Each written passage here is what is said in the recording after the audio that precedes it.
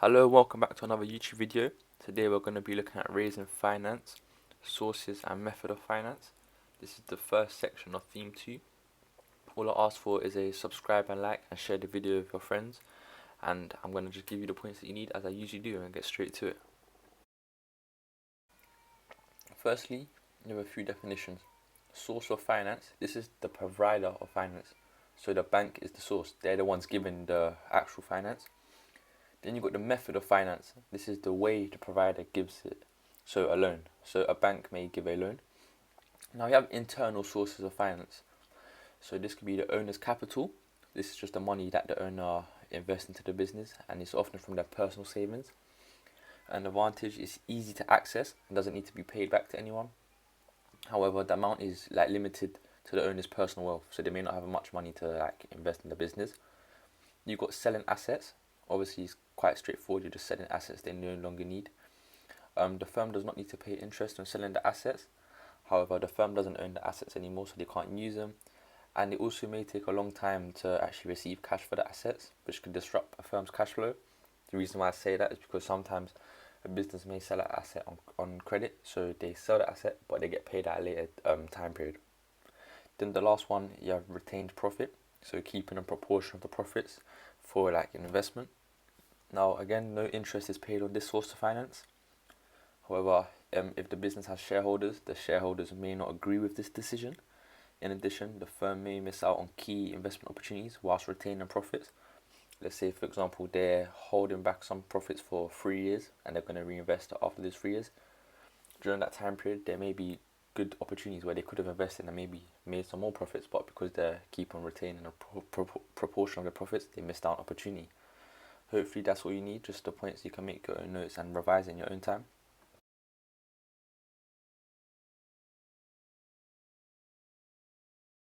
Now we're going to look for some external sources of finance. So these could be family and friends. The family and friends may be willing to not want any repayments.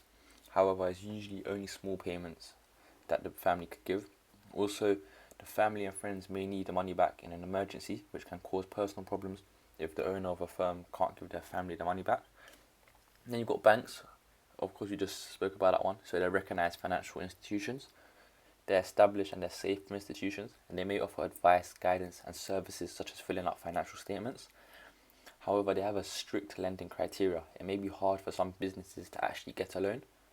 Then you've got business angels. These are wealthy individuals who invest money into new businesses who they think have potential to grow. They have good knowledge and guidance, and they also have useful contacts to help small firms products into stores. So maybe you may have a business and you've been struggling to actually get your products out there, but a business angel may know someone who owns a couple of retail stores and they're able to put your product there. However, disadvantage, they'll want to own shares in the company, so you lose some decision making power. Before, you may own 100% of the company, but now a business angel comes along and they may want 40%, and then you lose a lot. Another external source of finance, you have crowdfunding. So this is raising money from a large number of people, usually via the internet. It usually requires people just to invest a little, donate a little bit of money, and eventually it builds up. So, for example, a GoFundMe page, you may have seen that before. Awareness is raised about the product, so that could lead to more sales. Before you even produce it, people may know about it from the crowdfunding. However, the business has the risk of competitors copying their products. If you're putting your business idea out there, someone might see it and catch on to it quickly, and then maybe create products more quickly and get out there, and then eventually you've lost the idea. In addition, if the firm fails, the people who contributed the money may be frustrated because they have wasted money, which could lead to a negative brand image. There are more ways, but I've just put these 4 for you to remember for your exams. You can remember other ones, but these 4 are just the easiest and best to talk about in the exam. Just straight to the point. You've got the advantages and disadvantages. So yeah.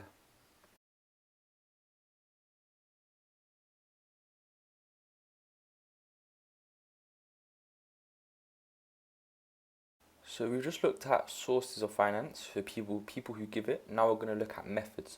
So we've got the short term to medium term methods of finance. First, you have an overdraft. This is when a bank enables a firm to borrow more money compared to what they already have in their bank. So the business is enabled to have a negative amount of money in its bank account. An advantage of this is that the business only pays interest on the amount of the overdraft they use. However, the overdrafts usually have a high interest rate, which can lead to higher costs for the firm. Then you got leasing. This is paying monthly sums of money over a set period of time in return for the use of an asset. So the firm doesn't have to pay large sums of money for an asset that they may only use for a short period of time because they're just renting it, so rather than buying it outright. However, also the asset is likely to be up to date, so it's less likely to be faulty and have any problems. However, it may be costly in the long term compared to a firm just buying the asset. Then you also have trade credit. And this is when a business buys a product and does not have to pay for it straight away. The business pays within an agreed time limit. So, for example, let's say I buy a hammer, I get it, but I don't pay for it now. I pay for it in 4 weeks' time. So this helps improve the firm's cash flow because they're not spending money straight away. They could get the asset, use it to make money, then pay the supplier, whoever sold them the product. A disadvantage is though, if the firm fails to pay on time, interest has to be paid, which leads to higher cost. Also, the firm will get a bad credit rating, which can lead to them in the future. It can be harder to get credit in the future, such as buying stuff on credit again. The business may be seen as untrustworthy. Suppliers may not be willing to have that sort of relationship with them. So as a business, you'll have to make sure that you do pay on time within your credit period.